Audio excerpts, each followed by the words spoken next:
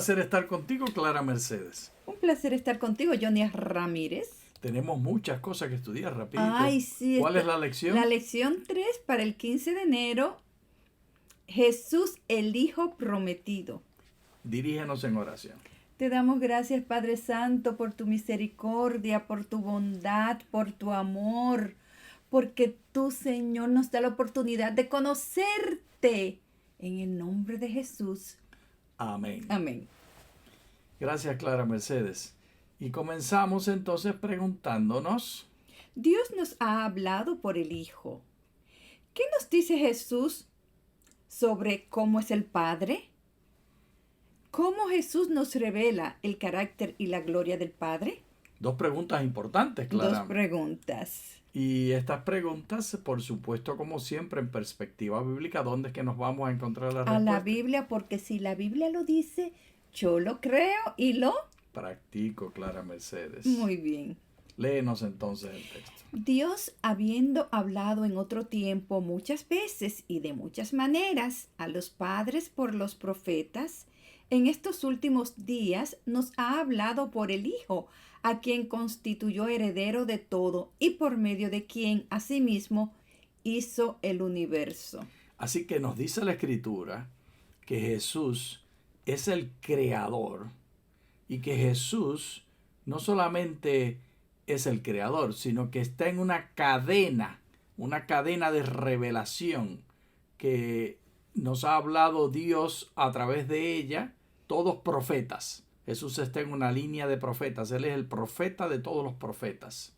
Y es tan profeta que es también el creador. Y entonces, ¿qué te hace pensar esto de que Jesús sea declarado creador, Clara Mercedes? Porque lo interesante es que ahora tenemos que tratar de conciliar el Antiguo Testamento con el Nuevo Testamento. ¿Y por qué tú piensas que hay un conflicto?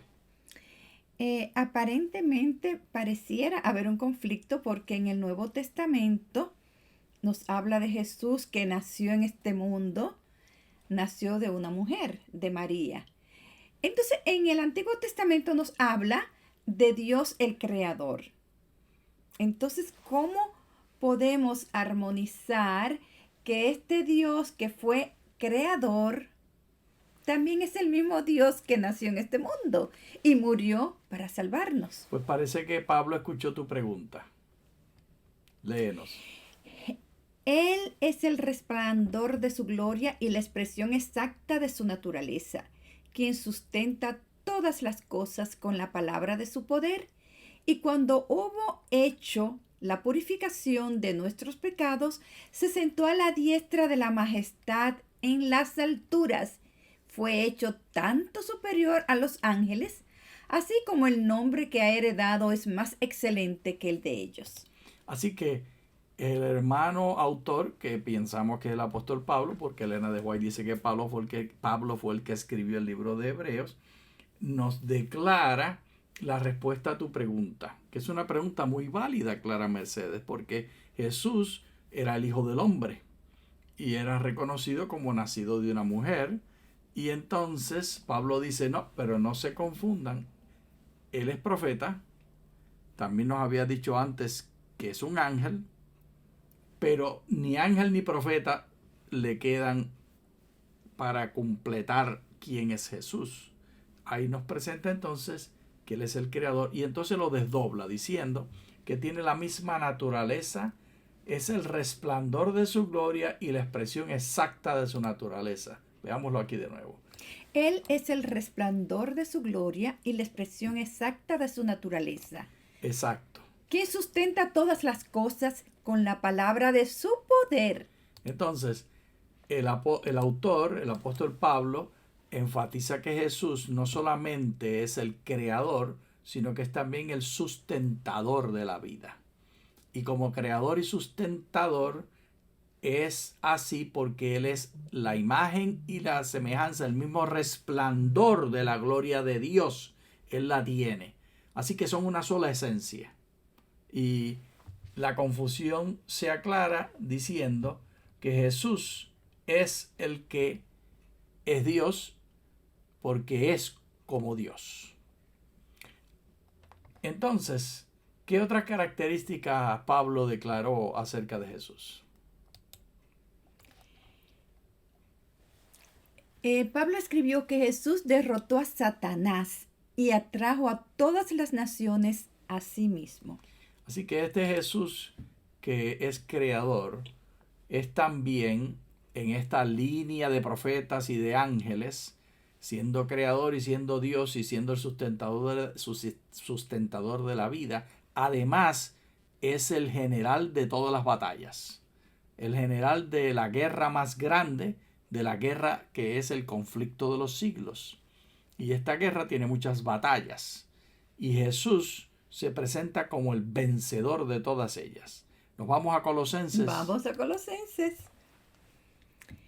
Mientras ustedes estaban muertos en los delitos y en la incircuncisión de su carne, Dios les envió vida juntamente con Él, perdonándonos todos los delitos. Así que el hermano Pablo establece como punto número 1 en esta lectura que estamos haciendo de Colosenses 2, que va paralela a las experiencias y a lo que dice de Hebreos acerca de Jesús, que Él triunfó sobre los delitos. Esta batalla, este conflicto, esta guerra, que es el conflicto de los siglos, está basada en la lucha por la paga del pecado y la culpa. Esta es una contextualización que Pablo hace en el Imperio Grecorromano, donde la ley, donde el aerópago y los lugares importantes tenían como centro el edificio de la corte, de la ley. Todo estaba alrededor de la ley. Y esto daba la Pax Romana, que la heredaron de la Pax griega. Por supuesto, los griegos partieron de la democracia y así empezó Roma como una república, pero terminó como un imperio, con un emperador que era Dios. Lo hicieron Dios. Pero volviendo al contexto de lo que estamos leyendo en Colosenses, volvamos a leer los detalles y terminemos la lectura. Mientras ustedes estaban muertos en los delitos y en la incircuncisión de su carne. ¿Quiénes piensas tú que son ustedes que estaban muertos? Yo me imagino que todos nosotros. Sí, el apóstol Pablo está escribiéndole a todos los lectores. Estaba pensando en la gente de Colosas, pero en realidad se aplica a todos nosotros. Sigue. Dios les envió vida juntamente con Él, perdonándonos todos los delitos. Así que Dios es el que tiene la iniciativa, es el que trae la vida para dársela a los seres humanos a través de la persona de Jesús. Sigue. Él anuló el acta que había contra nosotros, que por sus decretos nos era contraria, y la ha quitado de en medio al clavarla en su cruz. Esta idea del acta que está en contra, esto no es una idea del Antiguo Testamento, no es una idea del santuario, es una idea de la cultura grecorromana. En la cultura grecorromana se hacían contratos y se hacían juicios, y los juicios eran posteados, eran puestos. Por ejemplo, ¿tú recuerdas lo que le clavaron en la cruz a Jesús diciendo Rey de los judíos? Uh-huh. Y lo decía en latín, lo decía en griego y en arameo. Ahora no recuerdo los 3 idiomas, pero estaba en 3 idiomas la misma declaración. Esa es que era la sentencia del crimen del cual era culpable, que lo llevó a la cruz. Pues a los que los clavaban en la cruz les ponían el decreto de por qué. Y esta declaración era la razón por la cual morían. Pero Jesús murió por todos nosotros, para que nosotros no tengamos que ser clavados. Pero esa no es una idea del Antiguo Testamento, no es una idea bíblica, es una idea que Pablo trajo y la hizo bíblica en una contextualización, trayendo las ideas grecorromanas para poder predicar el evangelio que tuviera éxito. Y tuvo un éxito maravilloso, por eso estamos tú y yo aquí teniendo esta conversación. Sigamos, que también despojó a los principados y las autoridades y los exhibió como espectáculo público, habiendo triunfado sobre ellos en la cruz. Esta es otra idea que no es una idea del Antiguo Testamento, no es una idea del santuario, es una idea de la cultura greco-romana, donde se hace espectáculo donde se lleva al público para que todos sepan, y hay coliseos y hay lugares donde se entretiene la gente con estos que están condenados. Y Jesús nos libró de todo eso. Sigamos la escritura. Por tanto, nadie los juzgue en asuntos de comida o de bebida, o respecto a los días de fiesta, lunas nuevas o sábados. Johnny, ¿que no podemos juzgar en cuanto a los sábados? ¿Cómo? Pues Clara Mercedes, ¿eres tu juez? No. ¿Qué dijo Jesús acerca del juicio? ¿A quién le toca el juicio? Solamente a Dios. Eso es lo que te está diciendo. Nos toca predicar el testimonio de Jesús y lo que creemos. Con la misma vara con que medís será medido. No juzguéis para que no seáis juzgados. No separéis el trigo de la cizaña. Todas declaraciones de que el que le toca el juicio es a Dios y lo estará haciendo hasta el tiempo final. ¿Te quedó claro como tu nombre? Sí, Clara está clara. Sigue leyendo. Todo ello es solo una sombra de lo porvenir, pero la realidad pertenece a Cristo. Nadie los prive de su premio fingiendo humildad y culto a los ángeles, haciendo alarde de lo que ha visto, vanamente hinchado por su mente carnal y no aferrándose a la cabeza de la cual todo el cuerpo nutrido y unido por coyunturas y ligamentos crece con el crecimiento que da Dios. En este sentido, entonces, ha comenzado el tiempo del fin, porque Jesús ha cumplido las promesas de Dios. Mira qué bien, Clara Mercedes. Entonces, en Jesús están cumplidas. La palabra cumplido quiere decir que se terminó, que se acabó, que ya se hizo, que no hay que revisitarlo. Ya Finito. Está finito. Ya él tomó esa condenación, que la toma de la cultura grecorromana. Si fuera en el día de hoy, hubiera dicho algo como el contrato. Él tomó el contrato de la hipoteca que te condena a seguir pagando, que nunca vas a poder terminar de pagar. Yo no sé cuánta gente termina de pagar la hipoteca. Buscaría una metáfora del día de hoy y nos diría que él ya cumplió todas las promesas, ya pagó todas las deudas, que ya no hay bancarrota, se cancelaron las bancarrotas, se cancelaron las deudas, porque la cultura nuestra del imperio americano sí tiene también la idea semejante a la del imperio romano, que la ley es central y la Pax Romana y el sueño americano están muy entrelazados, pero hay diferencias claves. Una de las diferencias es que hoy la economía no es basada en el gobierno, sino que la economía es basada en las corporaciones. Por lo tanto, hay contratos y hay declaraciones de pérdida y hay declaraciones de bancarrota, que era un concepto diferente en el imperio grecorromano. Sigamos entonces, Clara, porque aquí estamos acercándonos a lo más dulce. Guerra, penas, batallas, conflictos y triunfos de Jesús. ¿Perdió Jesús alguna batalla? Esta pregunta, Clara, es importante porque nosotros, como seguidores de Jesús, tenemos que visualizar a Jesús como lo presentan los evangelios, no como nosotros lo soñamos. Y Jesús se enojaba, Jesús perdía la paciencia, Jesús se sintió en duda y más de una vez pidió que oraran por él. Y Jesús ofendió a algunas personas, Johnny, porque este texto de cuando le dijo a la mujer sirofenicia, le dijo perra, Johnny. Sí. Eso fue muy triste. Sí. Hay una distinción muy grande entre carácter y las manifestaciones de los sentimientos como ira, enojo y el pecado. Para nosotros nos imaginamos a un Jesús que volaba por el aire, que iba todo el tiempo, pero ese no es Jesús de la Biblia.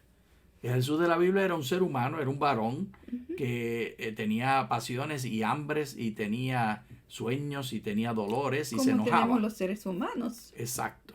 Entonces, nada de eso era pecado, porque claramente nos dice la Escritura sin pecado. Entonces, perder una guerra o perder una batalla no quiere decir pecado.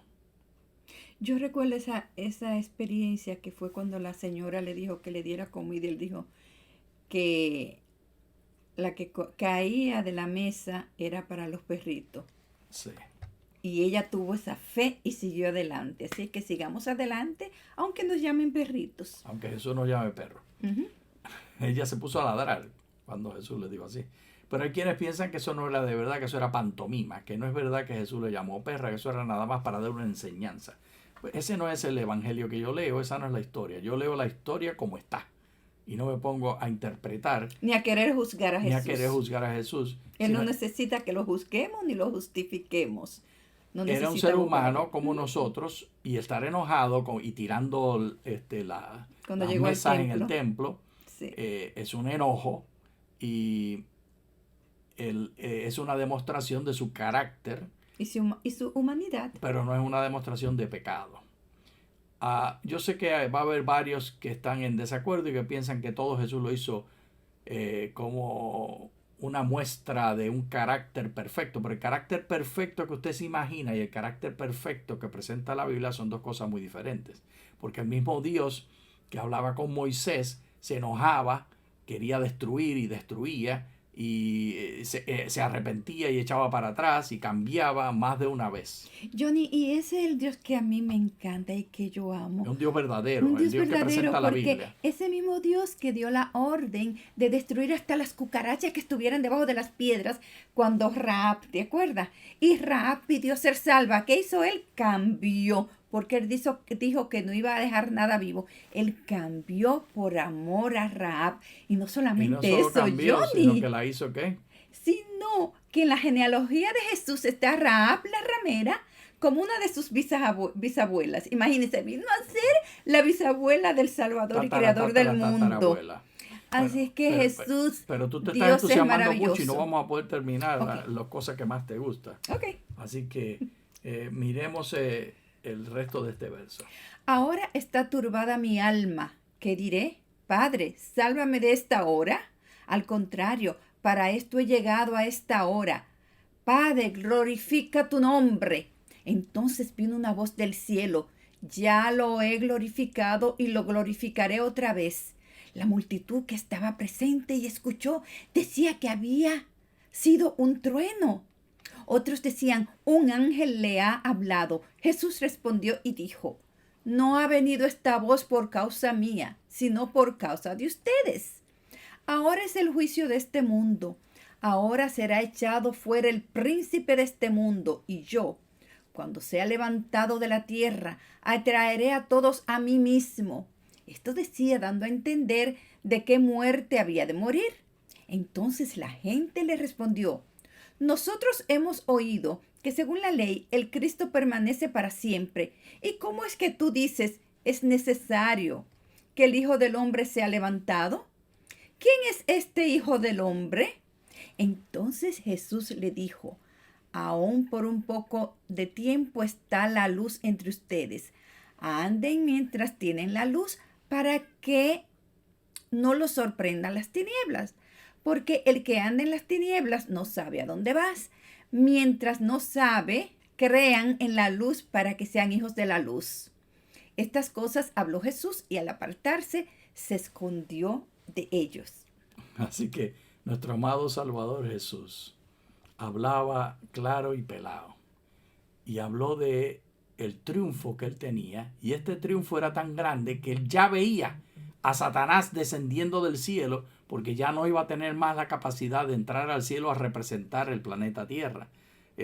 Satanás tomó la representación del planeta Tierra una vez que pecaron los seres humanos.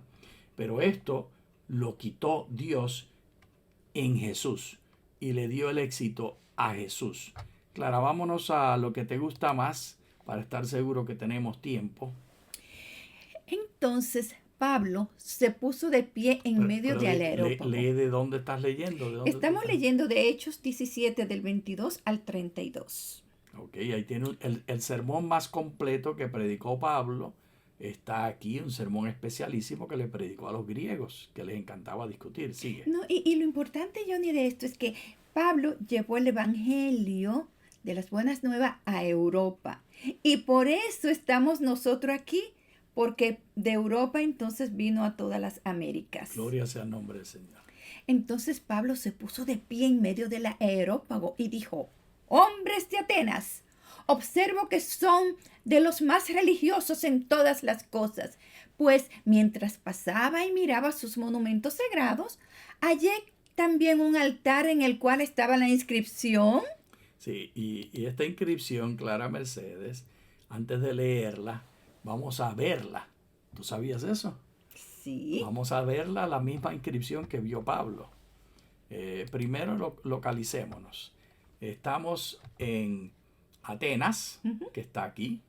Mira, Aquí está Éfeso. Éfeso, esto en Turquía. Esto es Turquía. Y aquí en Éfeso se supone que murió. Te estás yendo a otra cosa y no va a dar el tiempo para terminar. Pero aquí murió María, la madre de Jesús.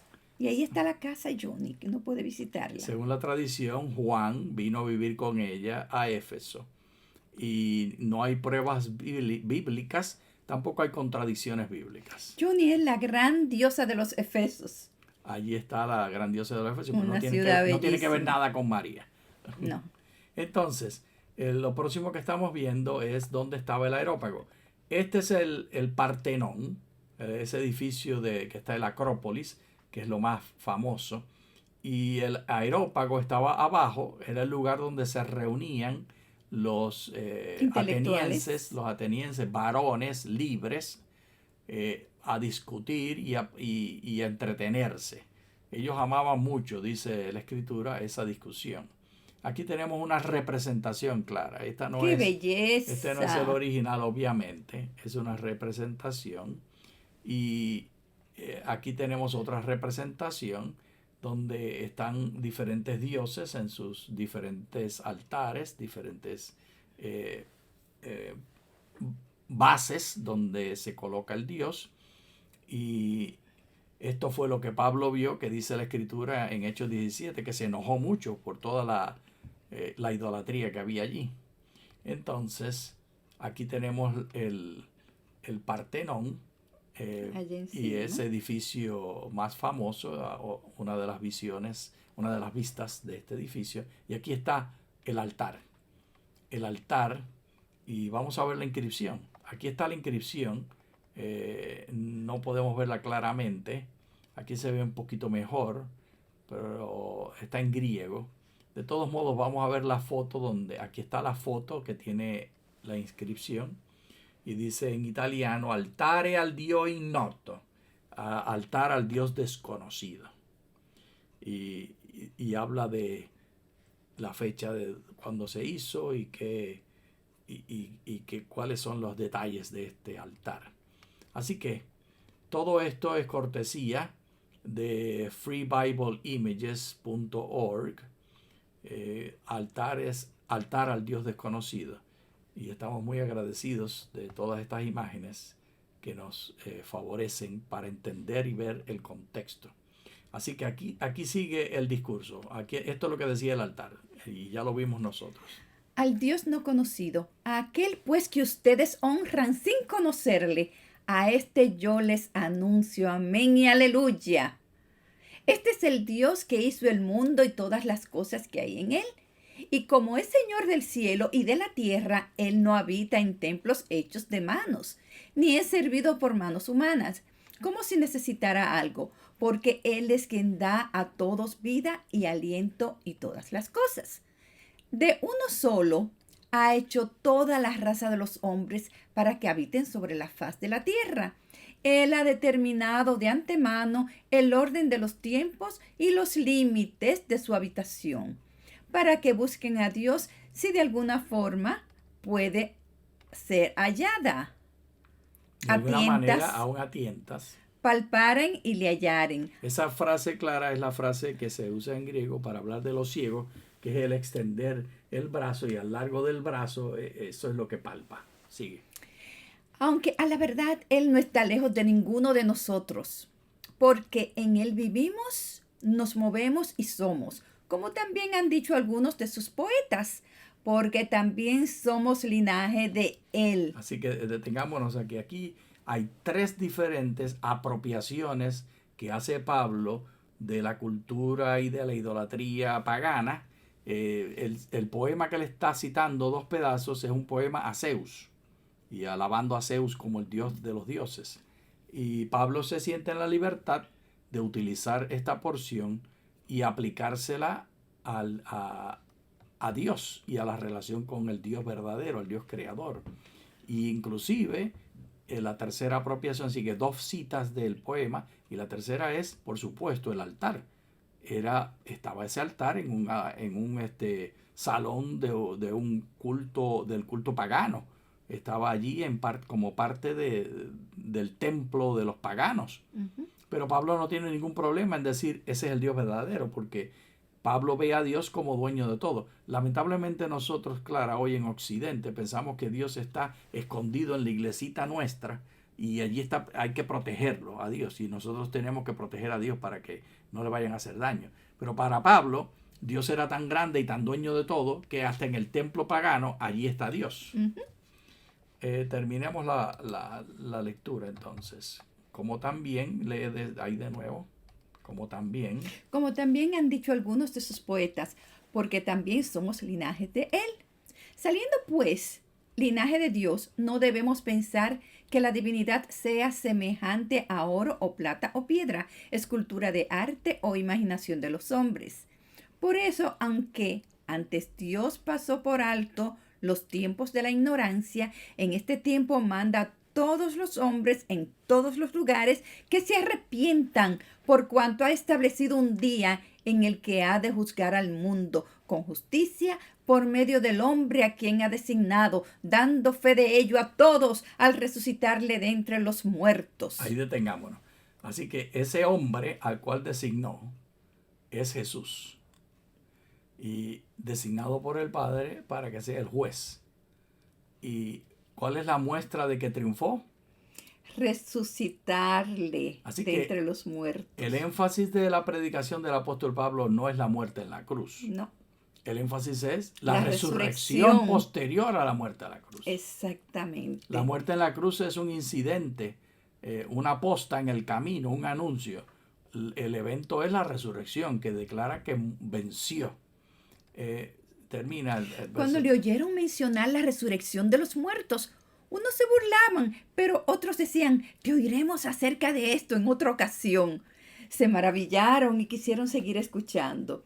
Pero fíjense, lo que a mí me encanta de este tema y de este sermón y de la forma en que Pablo se aproxima a estas diferencias y a esta apostasía, no es diciéndolo, esto está mal, ustedes están haciendo mal, sino, qué bueno que están adorando a este Dios, yo quiero hablarle de este Dios. Ay, hermanos, Eso se llama contextualización. contextualización, lo mismo que debemos hacer para Navidad, para tantas actividades que muchas personas dicen, no, que esto no es de Dios, que debemos aprovechar todo el tiempo para predicar el amor de Dios. Me encanta esto que has dicho, Clara. Entonces, resumiendo y terminando nuestra lección, el libro de Hebreos presenta a Jesús como Pablo y el Antiguo Testamento lo presenta como el triunfador. El Dios que fue hombre, que fue ángel, pero es creador y sustentador y es uno con el Padre. Muchas gracias. Muchas gracias.